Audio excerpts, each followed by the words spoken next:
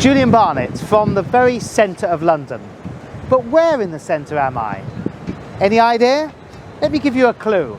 Because these things are here on just 1 or 2 days for a year. Come closer and I'm going to show you a couple of things. 4 wreaths laid in memory of somebody. First one, wreath number 4, from the Order of the Crown of Stuart. Remember. From the Governor General of the members of the Royal Stuart Society. From the Memorial of the Merit of King Charles the Martyr. And finally, we remember the King's Army of the English Civil War Society. So now step back a little, because where we are is in fact in the very, very centre of London. And now I'm going to give away the actual answer to where we are, because if you just look north, we are on the southern tip of, there you go, Trafalgar Square, Nelson's Column. But what is this all about, where I'm now standing? Let me tell you the story. If you move back a bit, you will see a plinth. The plinth is in fact by far and away the oldest part of the square. And on top of the plinth is, in my opinion, the finest statue in the whole square. It's the oldest, it's the most poignant, and it's the most fascinating story, even more so than Nelson. This is Charles I. King Charles I died on the 30th of January 1649.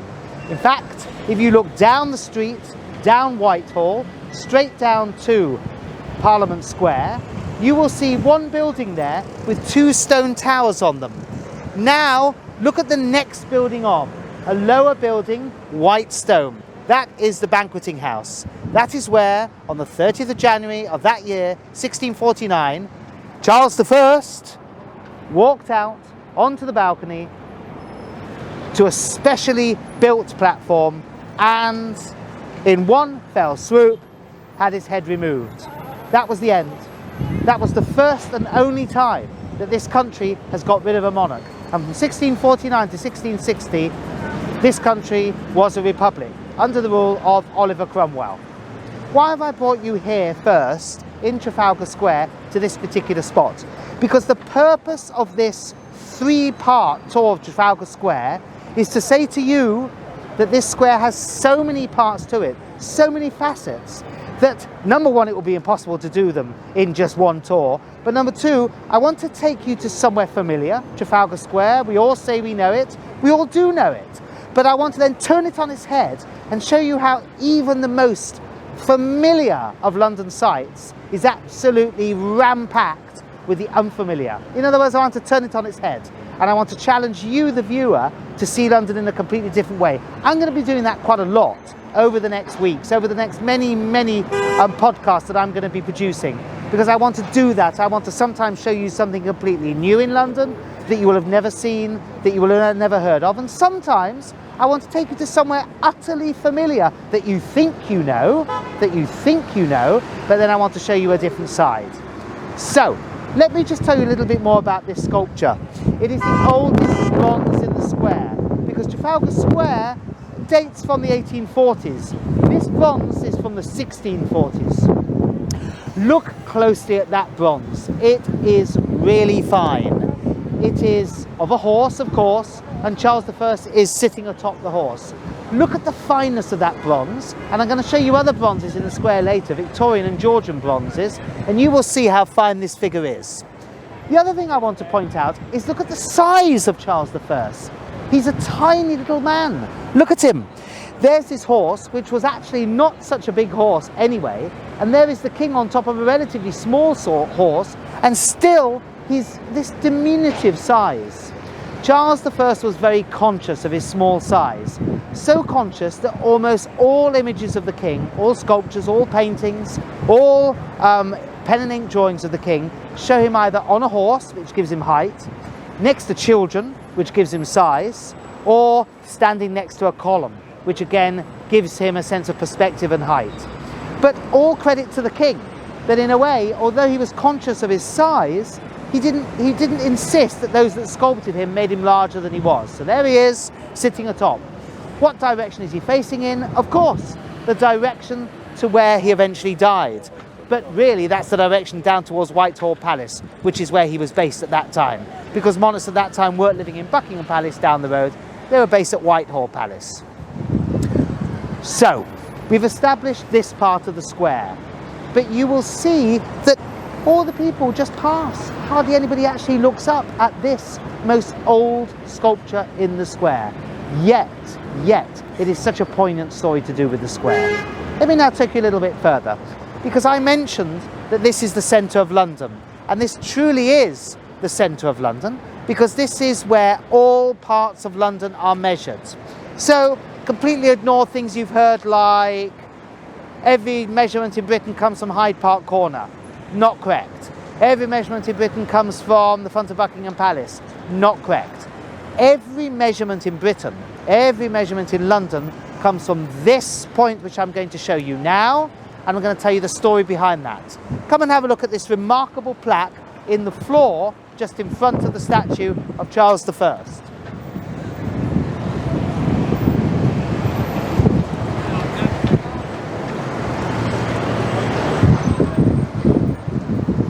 This plaque, almost everybody walks past and nobody notices. Indeed, look out, there's hardly anybody here. On the site, now occupied by the statue of King Charles I, was erected the original Queen Eleanor's cross, a replica of which stands in front of the Charing Cross station. Mileages from London are measured from the site of the original cross. Let me now explain a little bit about this. We've all heard of Charing Cross station, or most of us have. By the way, what does the word charring mean? Well, char is the old Saxon word for bend. And in this particular case, it means Charing Cross, the cross on the bend of the River Thames. Because the River Thames, this part of London where the river bends quite dramatically, if you've flown over London, you can see how the river bends back and forth. This particular char, this particular bend, was where the Saxon settlement in London actually occurred way, way back. We're talking about the 6th, 7th, 8th century. So, there was always a cross on this site, on the bend of the river. Now let's go forward to 1290. Edward I has lost his beloved wife, Queen Eleanor. She actually dies in Lincoln, up in the sort of getting up towards the Midlands north of the country. The custom of those times, of course, was when somebody died, they will be buried in the place where they died. But the king, so utterly in love with his wife, so utterly distraught by her passing, couldn't bear the thought of coming down, burying her in Lincoln, coming down to London and being apart from his beloved wife's body for the rest of his life. So what does he do? He orders the monks of Lincoln Minster to take out the innards of his wife, her heart, her lungs, her eyes, all those parts. They are buried, they are interred in Lincoln Minster, but her body, then stuffed with sawdust, is then taken down from Lincoln to London. That is a 9-day journey. And the funeral cortege came from Lincoln back down to London. Every single day it stopped and it rested each night. And every single night of that 9-day journey, a cross was erected on the spot where Eleanor's body rested. Then it gets down to London, the very last stop before her burial at Westminster Abbey down the road. So the last Eleanor cross to be erected was here on the Char, the actual corner of the twist of the river. Thus the name, the Charing Cross, where Eleanor was. So, the original Charing Cross was here, which is only about 300 metres from Charing Cross Station. Thus Charing Cross Station gets its name. And here, from this point, the official centre point of London, all measurements are taken. Just have one final look at the back of this sculpture of Charles I, because there you can see carved in stone the actual arms of the monarch himself. It's now very, very worn. You can see the Stuart coat of arms. All the traffic fumes are really destroying it by the year, but nevertheless, you've got the main things there. So there it is. Here we are, right in the middle of the Mall. The Mall is 0.5 of a nautical mile long. For our knowledge, that's 0.58 of a mile, just over half a mile. It stretches from Admiralty Arch at the edge of Trafalgar Square all the way down to Buckingham Palace, seat of the head of state, the Queen.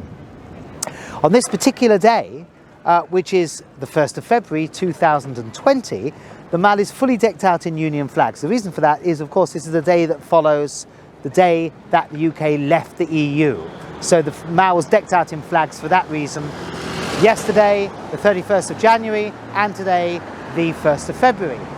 I'm going to take us off a side street, up a side street off the Mall, where lies some really interesting stories. Follow me.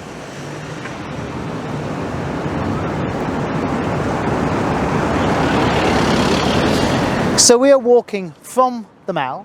We're going to walk up the Duke of York steps to the Duke of York column. And the Duke of York column, often confused with Nelson's column, but considerably lower, is also considerably older. So we're at the bottom of the Duke of York steps now. We're going to ascend those steps. I'm going to say a little something about the story of Carlton Terrace, which is the street at the top of here. And Carlton Terrace is one of those first streets off the Mall. It has these wonderful Nash buildings on one side of the Mall. And of course those Nash buildings are echoed all around Regent's Park, which is going to be another one of our walks in due course. Switch.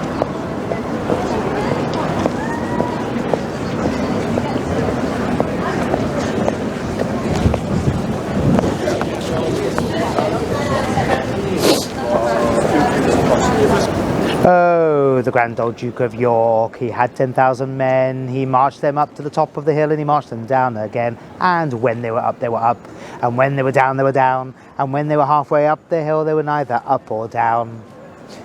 That is the grand old Duke of York. As you can see there, Frederick Duke of York, 1763-1827, the second son of George III. And that song, the grand old Duke of York, he had 10,000 men, well, it's known by millions and millions of people in England. So we're now at the top of the steps from the Mall leading into Carlton House Terrace. And the Duke of York column is actually a column that can be walked up. Here's a little known London secret. If you go down to the Admiralty just down the road and you say, I would like to ascend the Duke of York steps, they will actually find the key for that door and they will walk you up there. And you can walk up to get the most spectacular view over the whole of Westminster, because there is a little balcony on top. Not a lot of people know that, but it is something that you can do. Follow me now to what I suppose I would consider to be one of the strangest graves in London.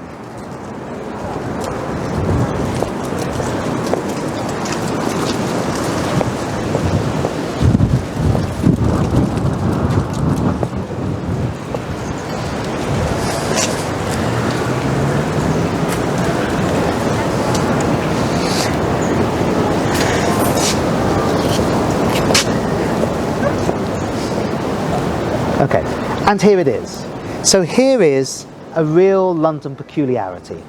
You can see there that there's a little tombstone. The tombstone is protected within glass, but it is a tombstone. There it is. It's the tombstone of a dog. Now, there are many stories about how this is and why it got here, and a lot of them are urban myths. All I can tell you for sure is that Ciro there, the dog, was the dog of the German ambassador to London in the 1930s. So we're talking about the period of the Nazis coming to power, 33 onwards. Berlin is rapidly becoming a possible future enemy of this country. We're in the period where tensions are growing, but there was still full diplomatic relations between Germany and Britain.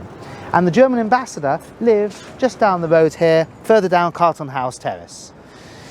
The German ambassador had a dog. The dog died, and the dog was given full military honours where it was buried here. As to why that was the case, there are many arguments and discussions. I'll leave that for you to find out. But it is a real London peculiarity that this grave has remained there all these decades under the tree, more or less unnoticed by most people. On the other side of Carlton House Terrace is another London peculiarity. Follow me again, please.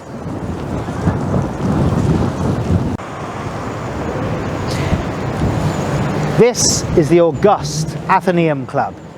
It's a magnificent piece of architecture. designed by Decimus Burton, late 1820s, 1830s. Decimus Burton was a wonderful architect. One of his other much loved buildings is the Lily House, one of the smaller glass houses in Kew Gardens.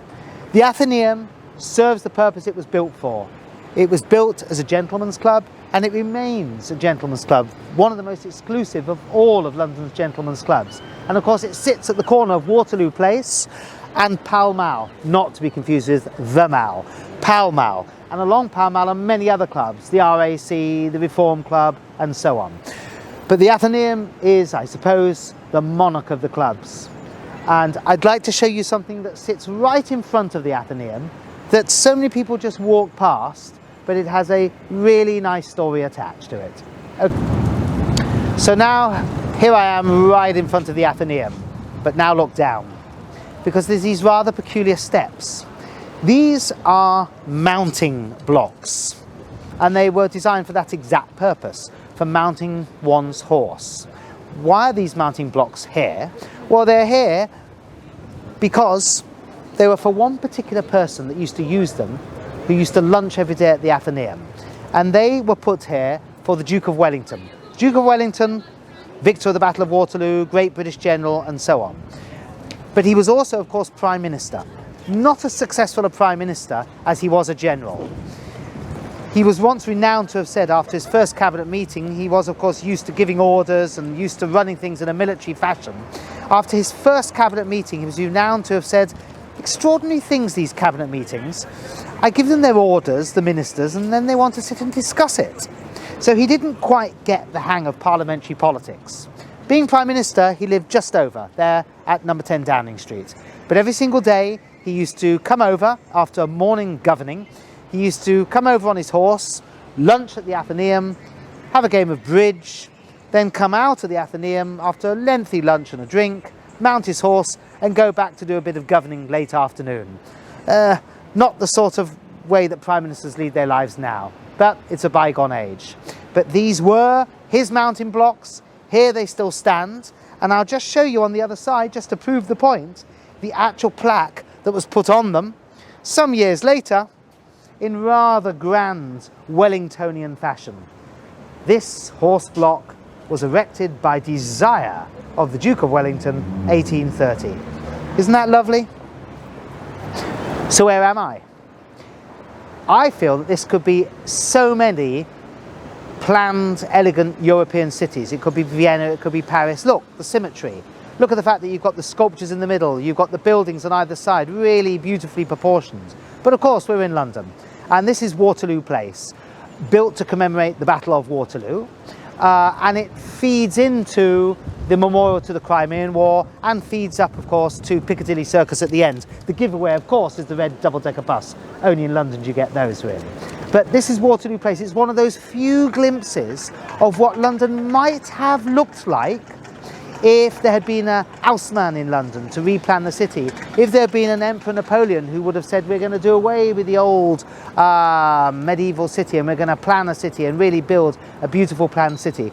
But it was decided, it was partly decided for political reasons, partly because people didn't want to sell their properties, partly because people accumulated private wealth rather than spend it on public ideas and public constructions, that London evolved. It never became a massive planned city. So this is one of the few glimpses you would get of what London might have looked like if it had gone the way of so many other European cities and be planned. Yes, it has an elegance and it's magnificent, but it's sort of not London in a way. London is much more of an evolving organism. Final thing. This is number 10 Carlton Terrace. It's a very elegant building. Another Nash building, built as a private house in the around about 1810. It's now the headquarters of the British Academy. But what I'd like to show you is something that really has no plaque to explain it. It's recorded in very few places. It's hardly noticed by anyone, yet it has a fascinating story. Just come close to the window and peep through the glass. The British Academy, by the way, has a lot of very, very interesting lectures and events that one can go to. So it's something one should keep an eye on. But if you just look through the window here, you can see a remarkable thing. A long stone bench. This stone bench was for centuries in the Vatican gardens in Rome. How on earth did it get here? Let me tell you the story of that. King Henry VIII, as we know, founder of the Church of England, partly as a result of the fact that he wished to divorce his wife, Catherine of Aragon.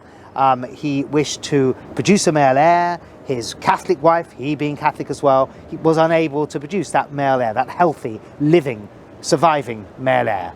So Henry wishes to divorce her, the divorce isn't allowed, and so on and so forth, and the story is known that in the end he sets up his own Church of England. What is often forgotten is that Henry VIII was, before he became public enemy number one to the Vatican, was in fact public friend number one. In fact, next time you have a coin in your pocket, a current day coin, take it out, turn it on its back, where the Queen's head is, and look very closely at the back of that coin. I hope you're doing this now as I'm telling you this story. Because on the back of every single coin, around the Queen's head, you will see two letters, or maybe even two words. It might be FD, or it might say Fid Def, or it might even say Fidei Defensor in its full terminology. What does Fidei Defensor mean? It is defender of the faith. Because when King Henry VIII defended the Roman Catholic Church after it was being repeatedly attacked by Martin Luther in Germany, 1519 and thereabouts, so great were the king's riposts to those that were trying to attack the church that the church honoured the king with the title Defender of the Faith, Fidei Defensor. Now, 1536 onwards, the king is thrown out from the church and he is excommunicated. But he rather liked that old title, Fidei Defensor. So although the church wanted to take it away from him, he kept it. And so it remains one of the titles of every British monarch since, right up until the current Queen Elizabeth II. Check your coin, FD, Fid Def, Fidei Defensor. How does that link to this, the British Academy, on number 10 Carlton House Terrace? Well, it links because when the Pope gave Henry that honour of Fidei Defensor, he also gave him a gift. And the gift was his own personal bench from the Vatican gardens. And there that bench now stands. Isn't that a wonderful London story?